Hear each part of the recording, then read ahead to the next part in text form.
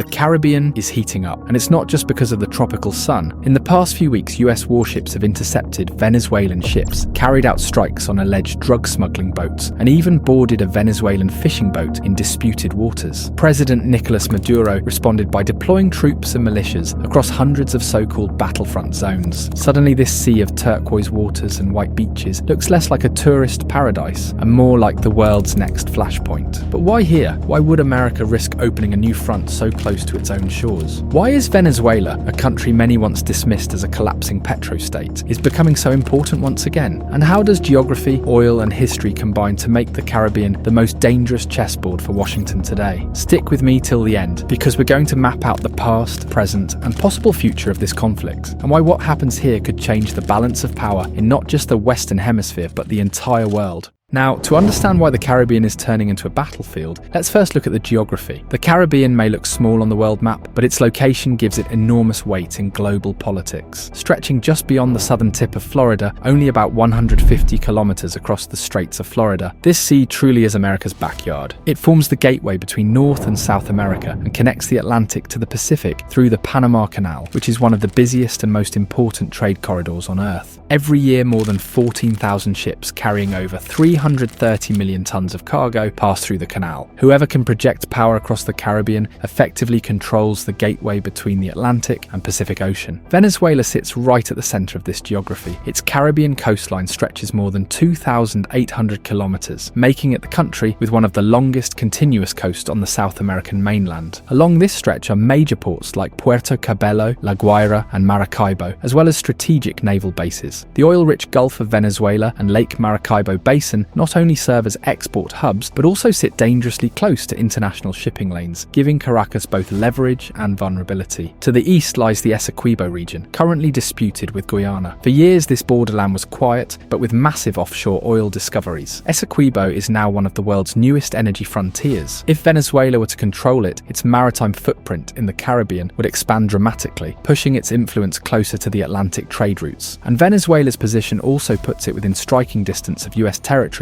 and allies, less than 800 kilometers from Puerto Rico, under 30 kilometers from the Dutch islands of Aruba and Curacao, and a short flight from US bases in Florida. That means any naval or military clash here doesn't just remain regional, it immediately entangles the United States. And geography is only half the story, because beneath Venezuela's soil lies the real source of its power, and also its curse, and it's none other than oil. Venezuela holds the largest proven oil reserves in the world, estimated at over 304 billion barrels. To put that in perspective, that's more than Saudi Arabia's 267 billion, and far above the United States' around 70 billion. Nearly all of this treasure is concentrated in the Orinoco Belt, a strip of land stretching along the Orinoco River basin. The reserves here are mostly heavy crude, thick and difficult to refine, but sheer quantity gives Venezuela unmatched leverage in the global energy market. Because of this oil, Venezuela was once one of Latin America's richest countries. In the 1970s, it was pumping over 3 million barrels of oil per day and exporting much of it directly to the United States. Caracas at that time wasn't just another Latin capital, it was an energy superpower. Venezuelan oil funded skyscrapers, modern highways, and booming cities. At one point, it was even richer than Spain or Greece on a per capita basis. Even as recently as the early 2000s, cars and planes in the US were heavily fueled by Venezuelan oil. But this oil dependency also became Venezuela's greatest weakness. When oil prices collapsed in the late 1980s, Venezuela's economy crumbled. Corruption, mismanagement, and political unrest grew worse. The 1990s saw repeated economic crises, paving the way for Hugo Chávez's rise in 1999. His socialist policies initially thrived during the oil boom of the 2000s, but when prices fell again in the 2000s and 10s, Venezuela plunged into chaos. By 2015, Venezuela was already deep in economic trouble. After the death of Hugo Chávez in 2013, his chosen successor Nicolás Maduro rose to power. Maduro inherited both the socialist Bolivarian revolution and a collapsing economy that had become dangerously dependent on oil. Inflation soared into triple digits and protests erupted across the country. That year, the opposition gained control of Venezuela's National Assembly, challenging Maduro's rule. In response, he tightened his grip on power, sidelined institutions, and used security forces to crush dissent. This was the turning point for Washington. The US officially declared Venezuela a threat to national security in 2015, laying the groundwork framework for the sweeping sanctions campaign that followed. Since 2015, Washington has imposed more than 900 restrictions targeting the Venezuela's state oil company, banks, shipping, gold exports, and even senior officials. The goal was to cut off Nicolas Maduro's government from money and pressure him to step down. These sanctions caused oil production to collapse and pushed Venezuela into its worst economic crisis. Over 7 million Venezuelans fled to Colombia, Brazil, and beyond, creating the largest refugee crisis in the Western Hemisphere. But despite all this, Venezuela survived by selling discounted oil to countries like China, India, and Russia. China has poured billions into Venezuela's oil fields through loans and infrastructure projects. India has been buying discounted crude from Caracas to refine it at scale domestically, and Russia has provided both financial backing and military cooperation in exchange for access to Venezuelan energy. Even American firms like Chevron continue to operate under special licenses because completely blocking Venezuelan oil would tighten global supply and raise fuel prices for American consumers. In other words, sanctions have crippled Venezuela's economy but failed to achieve their ultimate goal of regime change. Now here's the big question. Why can't the United States simply ignore Venezuela? At first glance, the obvious answers are its strategic location and massive oil reserves. But in reality, those are only the beginning. They're just the surface of a much deeper story. For Washington, Venezuela represents something much bigger, a direct challenge to United States' dominance in the Western Hemisphere. Since the Monroe Doctrine of 1823, America has treated Latin America as its backyard, a zone where no foreign powers should interfere. But Venezuela, first under Hugo Chavez and now Nicolas Maduro, has openly defied this. Russian military advisors, Chinese loans, and even Iranian drones are now part of Venezuela's defense system. The Caribbean, once thought to be America's secure zone, is suddenly crowded with competing powers. And the stakes don't stop there. Venezuela may sit in South America, but its oil wealth connects it directly to the Middle East. With over 304 billion barrels of proven reserves, the largest in the world, Venezuela is one of the few places that could reshape the global energy balance. For decades, the US has relied on Middle Eastern oil, giving countries like Saudi Arabia, Iraq, and Iran enormous leverage. The Gulf's choke points, the Strait of Hormuz, Bab el-Mandeb, and the Suez Canal became flashpoints precisely because the world depended so heavily on their exports. But if Washington secures reliable access to Venezuelan oil, just 4 days of sailing from its Gulf Coast refineries, it could reduce its dependence on the Middle East. That would weaken Saudi Arabia's dominance within OPEC, shrink Iran's ability to use energy as a weapon during crises, and even undercut Russia's grip on Europe's energy supplies. In simple terms, controlling Venezuela doesn't just matter for America's backyard. It could shift the balance of power in the Middle East and beyond, reducing the leverage of countries that have long relied on oil as their main source of influence. That is why the battle for the Caribbean is about much more than Latin America, and this is why things are heating up in the Caribbean. In September 2025, the US Navy launched strikes on boats it claimed were part of Venezuelan drug smuggling networks. Only days later, American forces boarded a Venezuelan fishing boat in disputed waters. For Venezuela, this was seen not as anti-drug action, but as a direct violation of its sovereignty. President Nicolas Maduro responded dramatically. He announced the deployment of troops, police, and militias across 284 battlefront zones inside Venezuela, presenting the move as a defense against foreign aggression. In his narrative, the country is now on a war footing, prepared for an external enemy just off its coast. But this confrontation is about much more than drugs or fishing boats. It's about control of the Caribbean. Washington wants to show it can police the region and maintain dominance, while Venezuela wants to prove it won't be pushed around. The recent clashes over drug boats and fishing vessels are not isolated incidents. They are warning signs of a much bigger struggle. Unlike distant wars in Ukraine or the Middle East, the Caribbean is right on America's doorstep. US southern ports, USA's Gulf oil refineries, and the Panama Canal all depend on secure shipping routes that pass through these waters. Any disruption here would hit American trade, energy security, and military mobility almost instantly. That's why a hostile Venezuela, especially one backed by Russia, China, or even Iran, is seen as such a major threat. For Venezuela, however, the stakes look very different. President Maduro faces economic crisis and political dissent at home, so conflict in the Caribbean offers him a way to rally the nation. By militarizing the coastline, deploying troops to hundreds of so-called battlefront zones, and aligning himself with foreign partners, he can claim the role of defender against American imperialism. This narrative strengthens his grip on power while raising the cost for Washington to intervene. But history shows how dangerous this kind of standoff can be. In 1962, the Cuban Missile Crisis nearly brought the world to nuclear war over foreign weapons in the Caribbean. And the geography hasn't changed today. Florida is still very close to these waters, the Panama Canal is still a global choke point, and the islands are still vulnerable stepping stones. What has changed are the players. Instead of Cuba and the Soviet Union, it is now Venezuela, with backing from Moscow, Beijing, and Tehran, testing America's resolve. The question is no longer whether the Caribbean matters, it's how far both sides are willing to go. Will Washington risk a new conflict so close to home? Or will Caracas, backed by its powerful allies, push the US into retreat? Do share this video with others so it helps increase the reach of our content. We'll see you in another video soon. Take care.